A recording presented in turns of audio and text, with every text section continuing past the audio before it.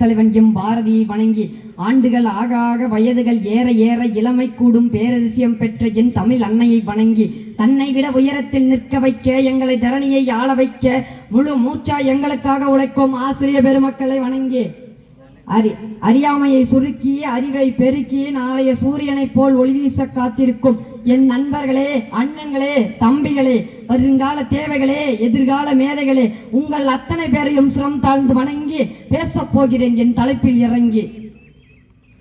அரிது அரிது மானிடராய் பிறத்தல் அரிது என்னும் பொன்மணியை என்றோ நவின்றார் தமிழ் மூதாட்டி அவ்வை.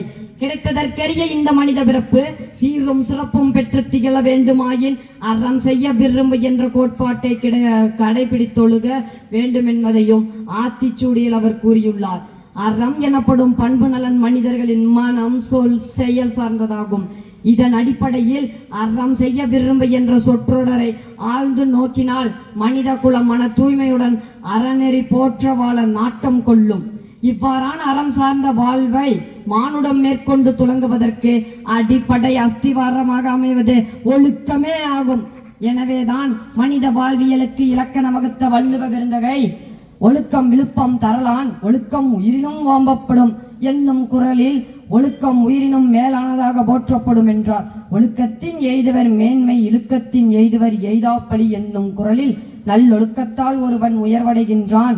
ஒழுக்கம் தவறுவதால் அடையக்கூடாத பெரும் பள்ளியை அடைகின்றன என்று கூறினார் வள்ளுவர்.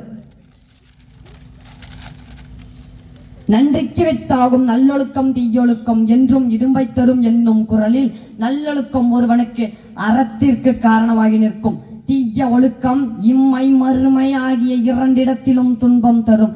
இப்படி வள்ளுவர் ஒழுக்கத்திற்கு ஒரு அதிகாரத்தையே வைத்துள்ளார். ஒழுக்க நெறியின்றி ஒருவன் எவ்வளவு நூலறிவு பெற்றிருந்தாலும் அவன் அறிவற்றவனே என்பதை உலகத்தோடு ஒட்ட ஒழுகல் பலகற்றும் கல்லார் அறிவிலாதார் என்னும் குரல் வாயிலாகவும் வலியுறுத்தினார். ஆனால் இயந்திரமயமாகிவிட்ட இன்றைய மனித வாழ்வில் கல்வி ஒழுக்க நெறி சார்ந்தது என்பதை பெற்றோர்கள், மாணவர்கள் பலர் உணர்வதே இல்லை. இன்றைய மாணவர்களாகிய நம்மிடம் ஒழுக்கம் என்பது காணல் நீராகிவிட்டது. நான் எல்லா மாணவர்களையும் கூற விரும்பவில்லை. பாதி பேர் இன்று காமல் பள்ளிக்கு வருவதிலிருந்து பாடங்களை படிப்பதிலும் எழுதுவதிலும் உரிய காலத்தில் முடிக்காமல் நாளை நாளை என்று தள்ளி போட்டு விரயமாக்கி வீணாகி போய் கொண்டிருக்கிறோம். இன்று பள்ளி பருவத்திலேயே சில மாணவர்கள் விரும்பத்தகாத செயல்களில் ஈடுபட்டு தங்களது வாழ்க்கையே பாழாக்கி கொள்ளும் அவல நிலையை நாம் கண்கூடாக காண்கிறோம். எனவே அனைவரும் ஒழுக்கம் உயிரினும் ஓம்பப்படும் என்பதை மனதில் கொண்டு வருங்கால சமுதாயத்தை தாங்கும் தூண்களாகிய நாம் பெற்றோர்கள், ஆசிரியர்கள், வயதில் மூத்தவர்கள் ஆகியோர்களுக்கு கீழ்ப்பணிந்து நடப்பதோடு அல்லாமல் நம் பள்ளியையும் நம் வகுப்பறையையும் தூய்மையாக வைத்திருப்பதோடு நம் பள்ளி சொத்துக்களை பராமரிப்பதும் பாதுகாப்பதும் நம்முடைய ஒழுக்க செயல்பாடுகளிலே அடங்கும்.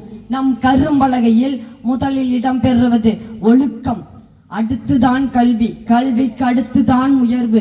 நாம் அனைவரும் நம்மால் முடிந்த அளவிற்கு இனிய உளவாக இன்னாத கூறல் கனியிருப்ப காய்கவர்ந்தற்று என்ற வள்ளுவன் வாக்கிற்கினிய நற்சொற்களையே பேசுவோம், நற்செயல்களையே செய்வோம் என்று கூறி ஒரு மனிதனை சமுதாயத்தில் தலைநிமிர வைப்பதே ஒழுக்கமே, ஒழுக்கமே என்று கூறி விடைபெறுகிறேன். நன்றி, வணக்கம்.